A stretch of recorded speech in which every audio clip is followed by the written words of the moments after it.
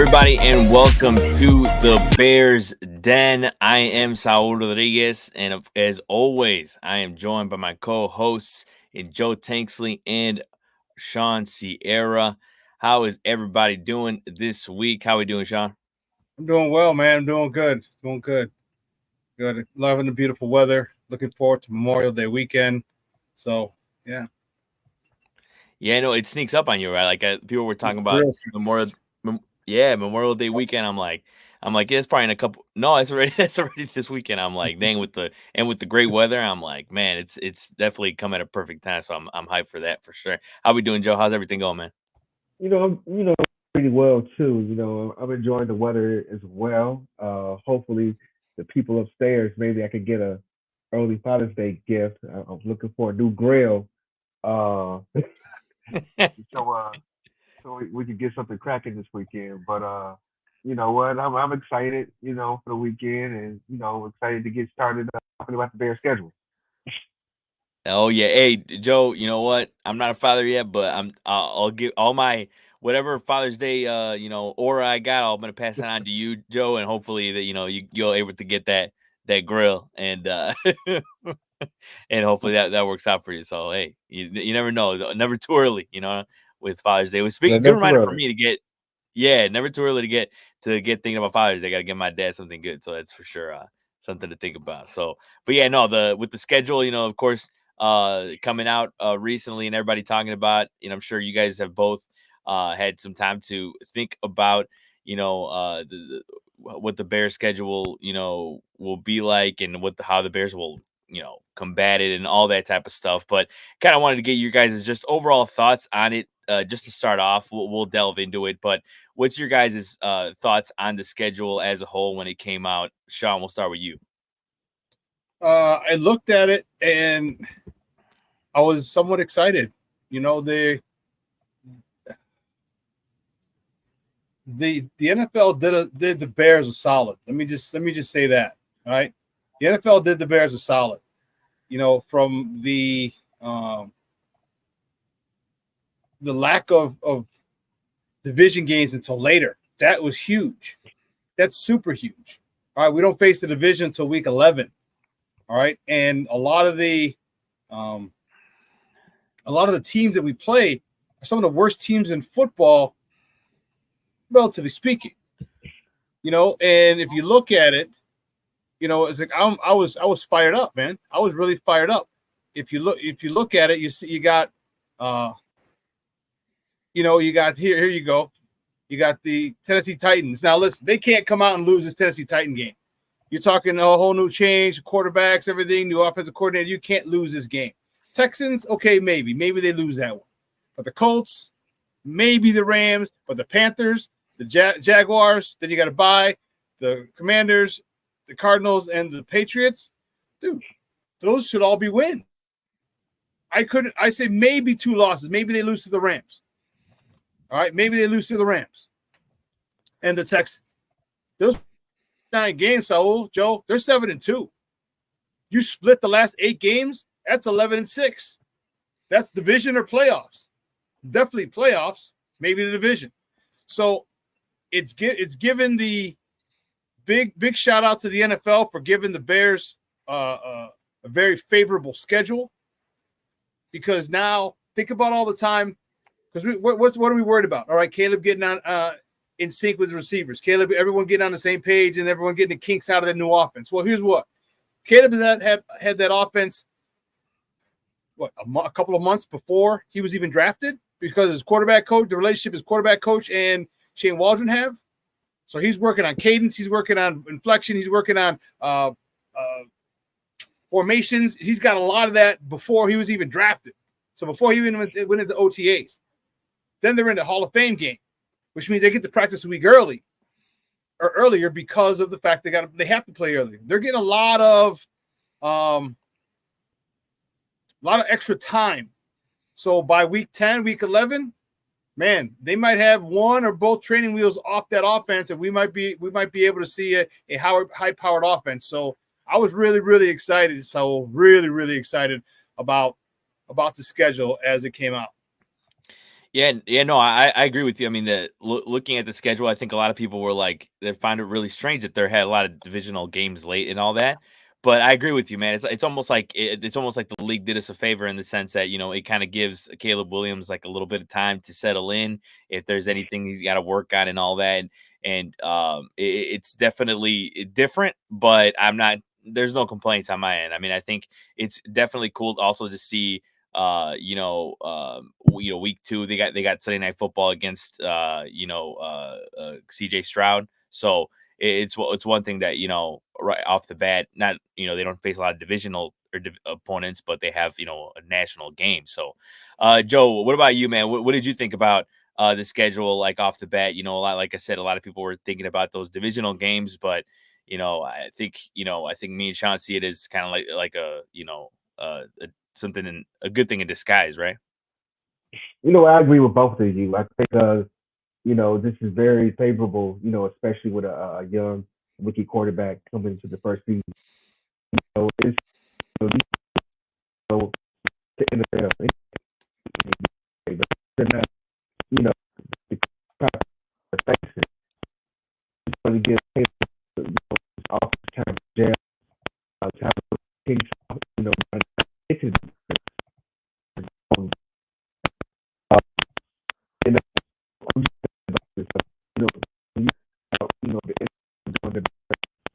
Hey Joe, we gotta get you. Joe, we gotta get you again. You're choppy, bro. We can't hear you very well at all. It's back to choppy again. We can't understand it. We can't hear anything. Yeah.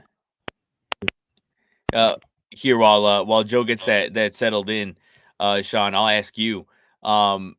Besides, like I mentioned, against the Texans. Try it again. Yeah, what's up? Is it better? Oh yeah, it is. Yeah. Go ahead, man. All right. I guess I have to ditch the headphones, but I was going to say, when you mentioned the NFL doing the Bears aside, I think the NFL, really wants the Bears to succeed. And when you look at this market, and how the fans come out and support the Bears, and how they're getting behind Caleb Williams and this, may be the first, legit shot that the Bears have at, having, a 4,000-yard passer, in the season. It might not come this season, but it's going to come. I think the Bears the NFL needs the Bears in prime time. And when you look at how the schedule is laying out, Shawn laid it out perfectly. It could be 7-2. And now here comes week 11. You got all these divisional opponents. That's a prime time matchup. Some of those games are going to get flexed. Mm-hmm. And they already got 5 prime time spots. So like, those games are going to get flexed if the Bears are formidable. In arguably one of the toughest divisions right now. I think this is setting up for to have the Bears being a legit playoff contender. And now you got you get market 3, in a primetime spot with all the Bears fans watching, a big time football game. 100%. Yeah, like and what I was gonna start asking was, they have those big matchups, like like I said with the Texans, they face the Jaguars in London. Then they play also the Lions on Thanksgiving. Which games stand out to you guys the most? At least maybe it's not even a game that we mentioned so far. I mean, like we mentioned some of those games are late, and you made a good point, Joe, that like some of those games might get flexed into more national games. Yeah, I know definitely, for example, like that final game in Green Bay, that always has a good chance of being on Sunday Night Football. And then of course, just other games, against the Vikings and Lions. But any other games stand out to you? I know it's going to be, an interesting matchup on Thursday night in week 17 when, Shane Waldron faces his former team. The Bears are going to face Anthony Richardson and the Colts, and it's on the 22nd in week 3. Is there any other game that stands out to you guys in particular besides any of the ones that that we've mentioned so far that maybe people aren't talking about? We'll start with you, Shawn. No, there's the Texans game is a big test early, which I like. Mhm. But after that, I mean, I think we hit them all. You know, we talked about it. Let's see, look, maybe the Rams. If we can get by the Rams, like I said, in those first 9 games, I could see us 8-1 or 7-2. I don't see 3 losses in that. I think we're good with the Jaguars. I think we're definitely good with the Panthers. Definitely good. We should be good with the Commanders, the Cardinals, the Patriots. I mean, I was really struggling to find 3 losses. I'm like, man, that's stretching. The Texans, the Rams, maybe the Jaguars because it's in London. I don't know, but that's a stretch. The other game I really want to see is San Fran. All right, I really want to see San Fran because at that point you're in week 13 or 13th game, week 14. All right, that offense training wheels should be off. All right, training wheels should be off. San Fran is one of the most complete teams in the NFL. And where do we stand at that particular point? Where do we stand? You know, we are going up against a loaded team offensively, defensively. And guess what? We're loaded offensive, defensively. And if we're clicking at that particular, we should be clicking at that particular point in December. It's going to be a hell of a game out there in Santa Clara in Levi Stadium. Yeah, and you know when it comes to that, you know, you bring up the London game and that, like some people say, that's a home game for the Jaguars. Like, you know, they're used to playing there and all that type of stuff. So that one's gonna be tough, regardless of how I think the Bears are playing. Honestly, even if they're playing well, I think it's a tough game for a lot of teams that aren't used to that, and the Bears, you know, aren't chosen for that game a lot. So I think it's gonna be interesting, regardless. But Joe, what about you? Is there any other game that stands out to you? I mean, I know another matchup I think that's kind of enticing is when the Bears take on the Panthers, because you know it's DJ Moore taking on his former team. It's Sunday in week 5. Any other game in particular for you that you're marking on your calendar? You know what? I'm looking at the Bears and 49ers like Shawn. You know, it's going to be in Santa Clara. You know, the weather's going to be nice. You know, if both teams are healthy, you know, you're going to see a solid, you know, football game. You know, a good football game, and I think that's going to be pretty much the marker for the Bears of where they stand in the league. Uh, you know, early on in the schedule, you know, I mean, these teams, they haven't played yet, but Mhm. going based off what we've seen before, you know what I'm saying? These teams are not scary. You know, we're talking about, the Packers. You know, the Packers was one of the youngest teams in the league last year.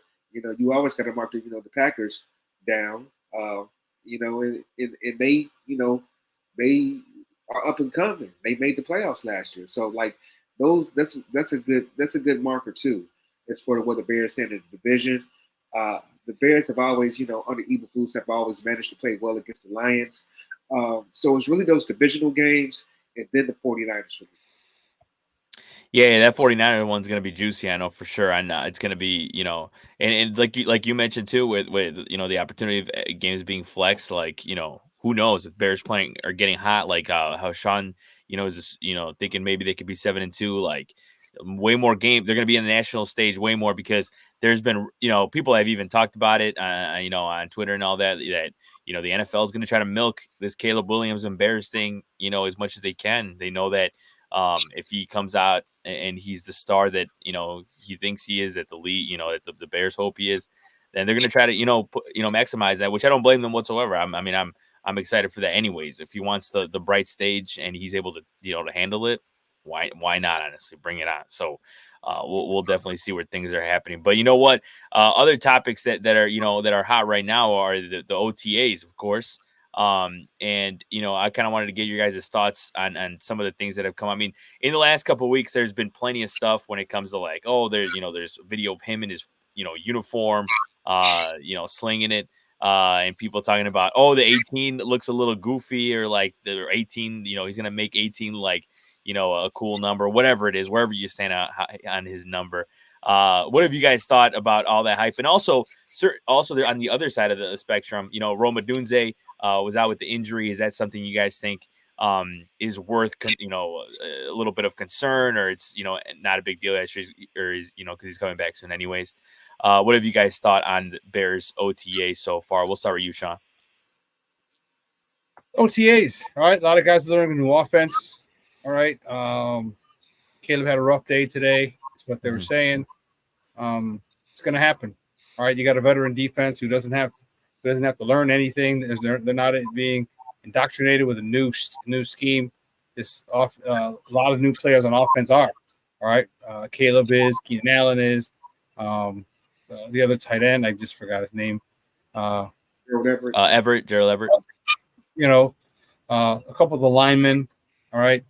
But it's OTAs. All right. And he's got, defense had a good day. Apparently, the offense won yesterday or 2 days ago, and the defense won today. So it's part of growing. I'm not too worried. The thing that bothers me, and everybody's, somebody DM me and they were just to relax. About OTAs. It's like, relax, man. And you get, I'm not even gonna name any names because whatever. Oh my, Caleb throwing dimes. Caleb, oh, look at this. Like, they're in warm-ups. They're in the warm-up line where Caleb's throwing, you're going half speed and he's throwing to all the line of wide receivers, and like he's dropping dimes. Like, I understand the excitement, all right, but you're trying to will and force it, and it's more annoying than anything. Let it play out. All right. And OTAs, I'm not gonna make a big statement. Oh my God, did you see Caleb this? Or did you see Rome that? Come on, man. It's OTAs. All right, it's OTAs. They're still installing stuff. They're still working on a lot of things. Like, come on, man. Like, I understand the excitement and the hope that you have, especially all the Caleb cult. They hope he's doing well because they know all the pro Joseph people are going to be all over him if Caleb doesn't stack up to what they claim to the generational label that he's been given. But man, just relax, enjoy it. They're going to have their ups and downs. They started early. Caleb's been exposed to it early. They're going to start early practice. Just relax. It's okay. It's all right, man. I would hope the defense is far ahead of the offense at this particular stage of the game. I would hope so. Because if they're not, then there's a big issue. So the defense winning today, I'm good with it. Yeah, I agree, and that's what people were talking about. As you mentioned, he struggled today. There's a lot of passes that could have been interceptions and all that. And I saw some people, the chatter, and people talking about that the defense. It shows it's a good sign from the defense because they've done their homework on the type of player that Caleb is, and it shows that a positive sign for a defense that's already really good. So I mean, some of the defensive players have been talked about how excited they are to play against Caleb Williams. I mean, who doesn't like to play against a talented guy, but then also Caleb Williams to play against a talented defense.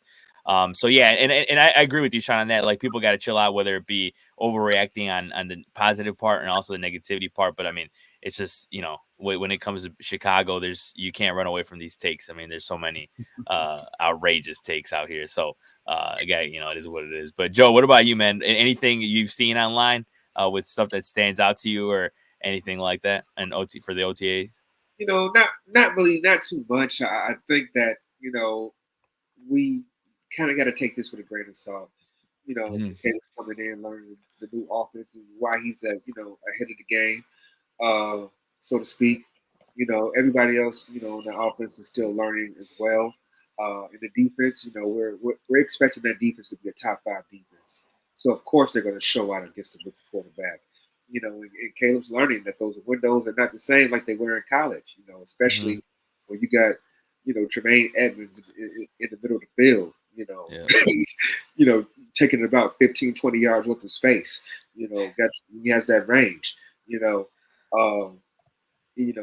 T.J. Edwards and Kyler Gordon and Jalen Johnson and Stevenson, and Kyler Gordon and Brisker.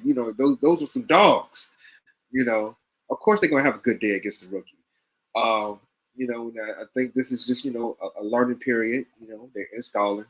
You just kind of got to roll with it and just relax. They don't even have full pads. They're not hitting each other for real. They in helmets and shorts. Yeah, no, that's legit. What I was like telling some people, it's like, man, whatever happens at the OTAs, like, let's just chill out for a sec, like, and a couple of dimes with nobody, guarding him is not going to make Caleb Williams, Tom Brady, and vice versa is not going to make him Jamarcus Russell, if he throws a couple of picks. So, yeah, no, that for sure. I agree with you there. And, with OTAs, comes, other situations around the league that, have to do with the Bears, man. And I know I'm definitely a proponent, and I've said it even during the draft. Hopefully you guys heard me when I was saying that, like, every time, Bears fans, says something about, brings up Justin Fields, they should take a shot or two. But I will say, this one in particular feel like has more to do in a positive way towards the Bears organization. And Justin Fields recently spoke to the Pittsburgh media, and he talked about just how the Ryan Poles and the Bears organization handled his situation. So I know, Shawn, you go ahead and play those clips so you got them ready.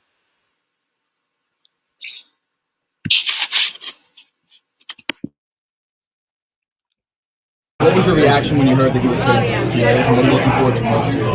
Yeah, when I first got traded, I was actually, I think it was like 10 o'clock in Italy. I was at dinner, and I had mixed emotions. I was excited, but also sad that I was in Chicago. But since my time here, I've enjoyed it a lot. My new teammates, coaches, everybody's here great, and they definitely made the transition for me easy. There was a lot of ups and downs, but all in all, I appreciate every relationship that I built. All my teammates, they know that. Nothing but love for the city, for the fans, and for my old teammates and coaches. Did you feel they did everything they should have done to facilitate your growth? I'm not really gonna harp on the past. It is what it is. It's in the past. Now I'm here now. So, like I said, I'm grateful to be here and grateful to be a part of the story. Yeah, no, that I saw those comments, and I'm pretty sure that if I hear that voice correctly, and Shawn, you correct me if I'm wrong. Jason, sounded like it was Jason Leisure there that was asking those questions, right? Yeah.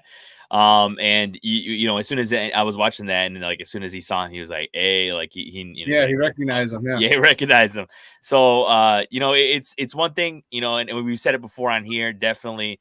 Wish the best for a guy like, Justin Fields, and hope for success over there in Pittsburgh. He's going to a situation where he said it in that same press conference where he wanted to be there. Even people were like, "Oh, even with Russell Wilson?" And he said, yeah, he said he wanted to be there before they got Russell Wilson. He wanted to be there after Russell Wilson, and he wants to learn from a guy like that. So, and like I said, this kind of, it speaks more to the Bears organization. I saw people, commenting on this situation saying like, hey, this shows, trustworthiness in the Bears organization.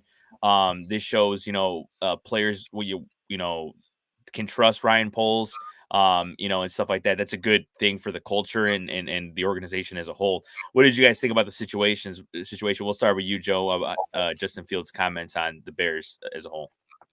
Well, I think, I don't think it was in that clip, but he also said that, he knew from the body language and the tone of the conversation, it was going to be a lot different this year versus when it was last year when they had, the number one pick game, they traded it to the Panthers. And, I think this is, just the business of the NFL, like he always has handled himself. He handled himself with class. And, I'm going to, I'm still a Justin Fields fan. I hope, wish the best for him. There's nothing more I can say. I do think, they kind of let him dangle a little bit too long. I don't think they got enough value for him by waiting for so long. But if they were really trying to get him to the Steelers, and trying to do right by him, then kudos to the Bears organization.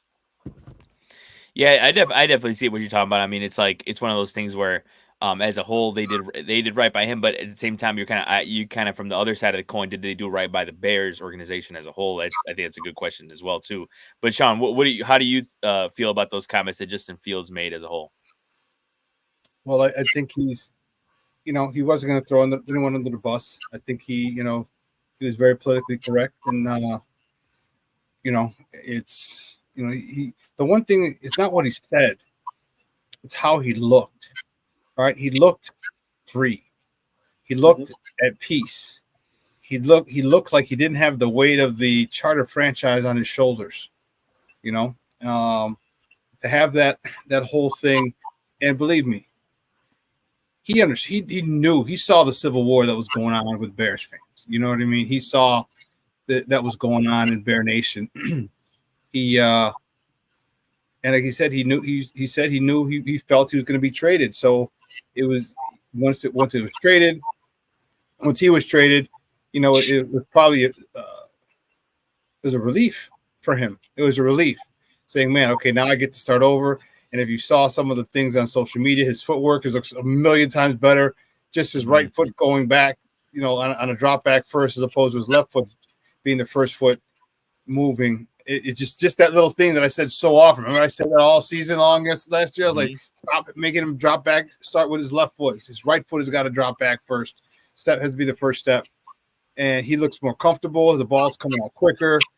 And so I'm happy for him. He seemed really excited about competing, and he said he's going to compete, and he understands that Russell Wilson is the number one, but that still doesn't stop him from competing, whether it's an actual competition or not. All right, and I think for him, he's saying that in his head because he realized he's got to go out there and show out. All right, he's playing for a contract, whether it's with Pittsburgh or whether it's with someone else. All right. If he can come out and have, because he's going to play, Russell might get hurt, or they just may throw him in a couple of different series. You have to throw him in. All right. You got to throw him in because you got to see what he's got. Because what if this dude what if with the offensive changes that you made for this guy? Okay. What if with the changes that you made for this guy? What if all of a sudden he becomes one heck of a quarterback? Now you want to keep him. Now you want to offer him a contract. So you need to see where he's at. I think he's excited about it. I think he talked saying, "Hey, I'm going to compete." He said that as well. And he also said shout out to Ryan Poles for getting him where he wanted to go. And, yeah, I think you said it right, Saul. They did right by him. They probably could have got more for him. Not probably. They could have got more. They did well because I think they knew that they didn't do by him while he was here. So I said, okay, at least let's do right by him moving forward. So big Justin Fields fan like Joe, like a lot of Bears fans are. All right, I wish him the best of luck, except when he plays the Bears moving forward.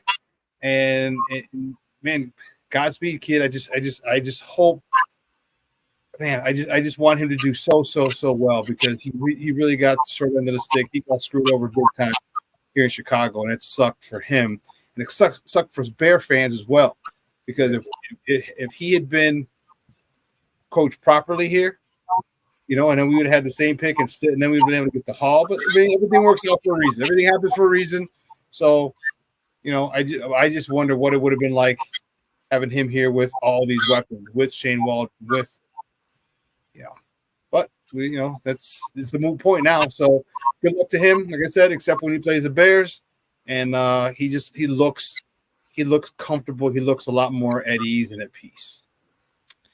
Yeah, I agree, and I'm definitely right with you. I think he'll play, whether it's an injury or whether it's giving an opportunity later on in the season. And they actually have a similar schedule to the Bears when it comes to divisional opponents late in the season. So that's something they can relate to. We'll get to that in a little bit, but I wanted to get another opinion from you guys on when it comes to another divisional opponent in the Lions. They gave a big contract to Jared Goff, 4 years, $212 million, $170 million guaranteed. He's the next quarterback paid. What is your guys' thoughts on just the Lions giving him this deal in general, and also how it affects the other quarterback situation? Because there's a lot of quarterbacks that need to be signed as well. Dak Prescott and all that, people talking about certain deals, the next $50 million quarterback, per season. So what is your guys' thoughts on the way that this Jared Goff deal, affects the NFL as a whole? We'll start with you, Joe. You know what? I think, Jared Goff means a lot to the Detroit Lions, and they really do, rally behind him.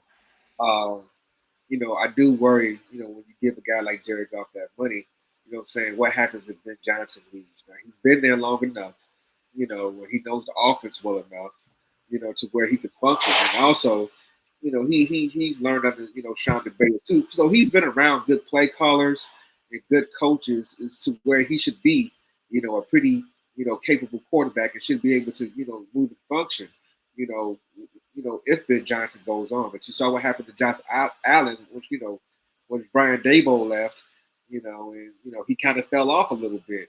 And so I do kind of worry about that because Ben Johnson is going to get a head coaching job. you know. And so what's going to happen after that? You know what I'm saying? Hopefully, you know, they got a system in place where somebody can step in, you know what I'm saying, and business can roll, you know, as usual. But, you know, I think, you know, he's got enough, you know, skin in the game right now to where he should be able to function and know how to run this offense, you know, with minimum input, you know what I'm saying, and, you know, people in his head, blah, blah, blah all the time. You know, I think he should, you know, be enough of a veteran where he can do this thing by himself at this point. Yeah, definitely. I think, you know, it was one of those things where I did see a little bit, you know, people talking about, oh, does he deserve this amount of money? Does, you know, is he worth this amount of money? And like the thing is, I think he, you know, regardless of the type of talent this guy has, he definitely, I feel like, is the right fit in Detroit. I mean, we saw how far he was able to take them in the playoffs. He fits that system just well. So I think, you know, it's one of those things where I think the situation's right for him. You know, and it's definitely a lot of cash. But I'm sure it's definitely going to have a big effect on other quarterback situations, like I said, with Dak and all that, and how guys get paid, like Trevor Lawrence, for example, as well. So, Shawn, what about you? What are your thoughts on this big deal that Jared Goff got? Yeah, well, Detroit traded themselves. All right. I was waiting. They didn't do it a lot last year. They did it. All right. You're going to, you know what? You got a lot of people. You paid a lot of people. You have some other people who are going to want to get paid. And are you going to start losing things? You mentioned Bobby, you know, Bobby, the OC, Bobby. I can't, because I want to keep thinking OG Bobby Johnson. Ben Johnson. Ben Johnson. It's a cultural thing. You know, it's an old school movie. But when Ben Johnson's going to leave, I thought he was going to leave after this year. And you mentioned, you know, Josh Allen and Brian Dable. Look at Jalen Hurts when they're the offensive coordinator. Doug Peterson left. All right, so you know how he's going to do it, I don't know. And then if whoever they bring in, are they going to run the same offense? Are they going to let Jared Goff run that same offense? Or are they going to have to learn a new offense? It's going to be they're going to be in for a world of hurt. Not this year, but in 2025 once Ben Johnson leaves. Yeah, it's good. We're going to see. There's going to be people wanting money. There's going to be people, you know, it's, you know, because you got as much as the team concept, you know, you got to go for your own. All right, every individual person has a family to feed, and they're going to say, hey, I need the most that I can get. So I just don't think that it's going to. I mean, that's $53 million, man, to Jared Goff, who's not one of the best quarterbacks in the NFL. All right, what does that? I mean, they're resetting the market, and they're doing.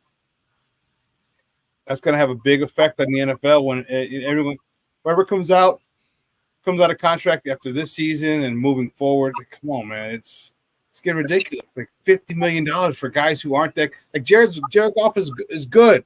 He's not great. He's not a game changer. He's not generational. He's not. He's good. He's good. That's it. He's not great, and he got $53 million. All right, Detroit. All right, man. You know what? You I don't know. You know what? You could have offered him 35 or 40. Say, hey, you know, you're on a scrap heap. You without us, you really don't have much. Whatever. But hey, I think they screwed themselves down the road. Yeah, no, I definitely don't blame you for having that standpoint, you know, that stand on that, because look, it's risky at the end of the day. You know, you give a big contract to any of the players, but especially a guy like, you know, Jared Goff, who, you know, as you said, he's not, by no means is he one of the best quarterbacks in the league. And I think it's one of those things where I think they were like, man, you know what, he took us this far, he might be able to take us to the Super Bowl, but you know, and all that. But yeah, I don't know. It definitely is going to be fascinating to see how this, you know, affects not only the rest of the league's quarterback situations, but also just, you know, the NFC North, and, you know, that that, puts you a know, pressure on yeah, them go too ahead. this year. I'm saying that puts a lot of pressure on them too this year. You know, we just said it. Ben Johnson is leaving. You know what I'm saying? They got to get to the Super Bowl. Mm-hmm. Yes, they got to. Yeah, that's a lot of pressure. Yep. Yeah, and I think that's where they probably feel that they can get, but at the same time, you know, the division got better, you know, so it's going to be, you know, going to be a gauntlet. Like, so it's not going to be any easier for them to get there. And I think that's kind of where Shawn's coming from, is like, man, it's the situation didn't get any better, it hasn't gotten any easier. And they put a lot more, pressure on these guys with the cash. So it's going to be something to watch out for sure, is the Lions. But continuing with the rest of the league, seeing where other teams stand, with the schedule, and the way that things come out. I was very fascinated by an interview I saw on Rich Eisen with Mike North, talking about the way that the NFL handles these schedule releases and the way they plan things out. But I kind of wanted to get your guys' thoughts on the Jets. They have at least 5 nationally televised games this season, including the first Monday Night Football. What are you guys' thoughts on that? Aaron Rodgers gets a redo, where he played just a couple snaps in that first game after, and then he obviously got injured for the rest, was out for the rest of the season last season. So what is your guys' thoughts on the Jets and the way that the schedule is put together, where, they're obviously, one of the top teams that the NFL wants to kind of have in our face all season long? We'll start with you, Shawn. Well, they want to showcase them. All right. They're looking at Rodgers, and I think they, you're dealing with the largest market in the country. So, the East Coast bias is real. All right. It's obvious. So I'm not surprised. And now they're getting finally this year what they anticipated last year. They got for all of 4 plays. So, as long as he stays healthy, they anticipate the Jets being a legitimate Super Bowl contender. I mean, how can you not? I mean, look at the receivers that Aaron Rodgers has. Look at that defense that the Jets have. They're top notch. So, I get it. You got a good team in the East Coast bias. It plays right into it. It's very easy for them. And it's very easy for the NFL to justify the Jets 5 nationally televised or primetime games. Very easy for them to justify it, because the Jets are winning. I mean, the last time they won it was Super Bowl III. So we're talking almost 50 years of 50 years of futility. We're mad at the Bears for only winning since the last was 85. Imagine if you're the Jets. It was back in the late 60s, early 70s. So it's they got a lot of excitement over there with Aaron Rodgers. So it doesn't surprise me, and they deserve it. You know what? And here's the thing: let them have it. Let them have it. You play on all the national games, everything, and you be under the microscope and everything. And let's just keep up most of our games at 12 o'clock noon. Okay, a couple of Thanksgiving game, maybe a Sunday night. Let's just stay under the radar, man. Let's just chill. Let's go handle our business, and slowly but surely, after that first 10 weeks with one bye, we're 7-2, 8-1. Like, holy cow, these Bears are for real. Yeah, it's one of those things where I'm kind of surprised that the NFL didn't pin us against Aaron Rodgers and the Jets. Like that's just a great story to have out there. It's like can Aaron Rodgers beat the Bears in a different uniform? Can the Bears beat Aaron Rodgers if he's in a different, so like I'm kind of surprised they didn't pin them up this season against each other. But obviously they got they got plenty of great matchups to the Jets. So they definitely will have it out for them for sure. What about you, Joe? What are your thoughts on the league kind of having the Jets as their national television darlings, I guess, this season? Well, you know what? I mean, when you look at the other New York team, they kind of in turmoil. They stink. The Giants, so when you talk about the biggest market, that's the Jets. With Aaron Rodgers and that defense, and with those weapons, I think the NFL was looking, for the Jets to be, big contenders this year to, drive that viewership. That's why they got the 5 nationally televised games. I think, that's what they're banking on. I think we're the way that they put these schedules out, you kind of see who they're putting favor in and who they're hoping to do well, and kind of they really want to drive that viewership up. And the way you do that is, you put your bigger markets in the nationally televised games. Our national games don't come to later in the season, but the Bears got 5 national games too. So like I see the onus being put on these big market teams to, really drive that viewership, get those ratings up for the NFL.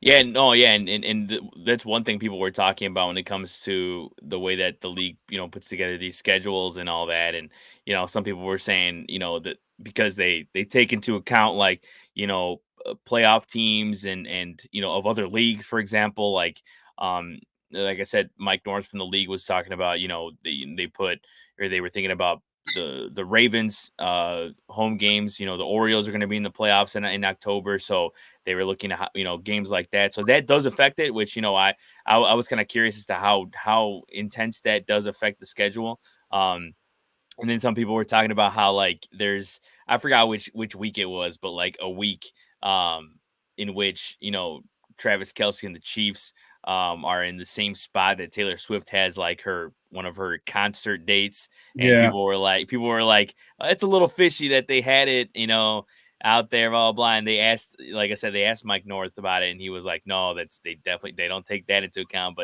But it's a little bit of a coincidence there that they they would have that out there, and but we'll see. I mean, one thing that I mentioned too earlier was the fact that the Steelers kind of have a schedule like the Bears, where like a lot of their divisional opponents come after week 10. They face the Ravens in week 11, the Browns week 12. Besides that, you can talk about that one, but is there any other schedules or any other highlighted games that stand out to you guys from the schedule release? Because like there's the Packers are playing in Brazil. Like I said, I mentioned the Bears are also playing in London. They're playing at Tottenham Hotspur Stadium. The best stadium in the world. That's what I call, because it's my Tottenham Hotspur, but anyways, it's besides the point. But any, what do you guys think? Any particular schedule that stands out to you? Maybe it's the Steelers one, see what kind of challenges it brings with Russell Wilson and Justin Fields. But what about you, Joe? Like, is there anything that in particular that from the schedule release that maybe the league and people aren't talking about enough out there? Well, when you talk about the Steelers, their division is a lot like the NFC North, the AFC North. This will be a dogfight with Cleveland. Yeah. Baltimore. Mike Tomlin still hasn't had a losing season yet. And so you put those divisional games. You talk about Pittsburgh. That's a good football market. So like I really see like the drive being put on and it's having high stakes football towards the end of the season, where these teams really got to take control of their destinies and go for the division against each other. And I kind of like that, what I'm saying, a little bit, having all that drama late in the season versus spread out, over the whole season. When you get those guys, you see them 1 week and you're going to see them in another week or two. You know what I'm saying? So like that really, that's how rivalries are built. You know what I'm saying? That's how you get chippy and get bad blood in between each other. It's playing those games in close proximity to each other is going to, make for some good football. Yeah, definitely. And I think that as you mentioned with the division, like those matchups are going to be juicy. So it's like, that's I think is definitely a reason why they do that type of stuff.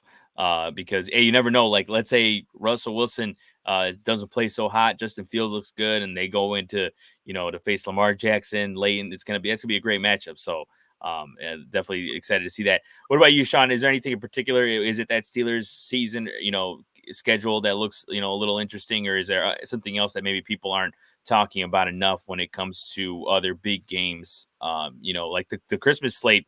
I mean, speaking of the Steelers, the Steelers are playing Chiefs on Christmas.